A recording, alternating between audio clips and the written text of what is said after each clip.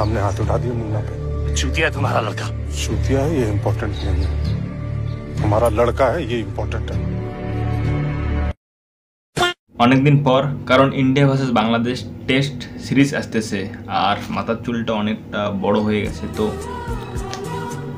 India versus Bangladesh test series নিয়ে কথা বলার আগে কথা বলো Bangladesh versus Pakistan test series. হ্যাঁ, পাকিস্তান ভাই বাংলাদেশের অবস্থা দেখে বাংলাদেশকে ভাই তাদের নিজের দেশে ডাকলো যে একটা টেস্ট সিরিজ হয়ে যাক, আর বাংলাদেশ কী করলো, সে পাকিস্তানকে ভাই পুরো সুবল দিয়ে দিল, মানে একদম নাগিনের মতো অবস্থা করে দিল। আর পাকিস্তান ভাই লাস্ট কতদিন আগে তাদের নিজেদের গ্রাউন্ডে জিতেছে, তারাও সেটা বলতে পারে না।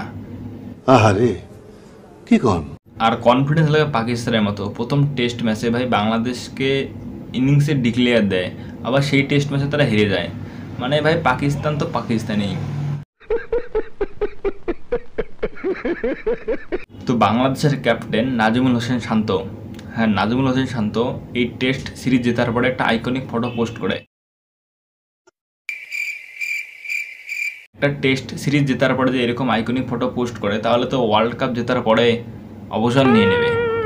যেহেতু India versus Bangladesh test series, তো ভাই ইন্ডিয়া তাদের প্লেয়ারদের নাম ঘোষণা করে দিয়েছে, কারা কারা খেলবে কারা কারা খেলবে না। বাংলাদেশের সম্ভবত ঘোষণা করছে করে নাই বলতে পারলাম না, বাট বাংলাদেশের একজন প্লেয়ার আছে মেহেদী হাসান মিরাজ, সে যদি ভালো খেলে তাহলে বাংলাদেশে এই টেস্ট সিরিজে ভালো করতে পারবে।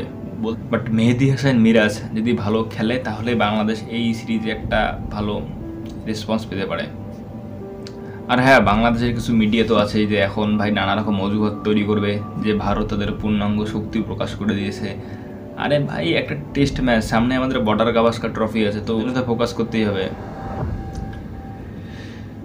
এটুকু অনেকদিন পর ভিডিও বানালাম, তো ভিডিও ছোট হয়েছে আর কথাটাও ঠিকঠাক আসতেছে না, কারণ অনেকদিন ধরে ভিডিও বানানো নেই, বিভিন্ন জায়গায় হয়তো উচ্চারণ ভুল হয়েছে। তো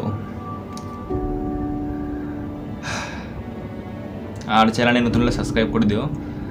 দেখা হবে নেক্সট ভিডিওতে, মানে বর্তমানে রেগুলারলি ভিডিও আসবে, মানে হ্যাঁ ভিডিও আসবে, তো সাবস্ক্রাইব করে দিও। বাই।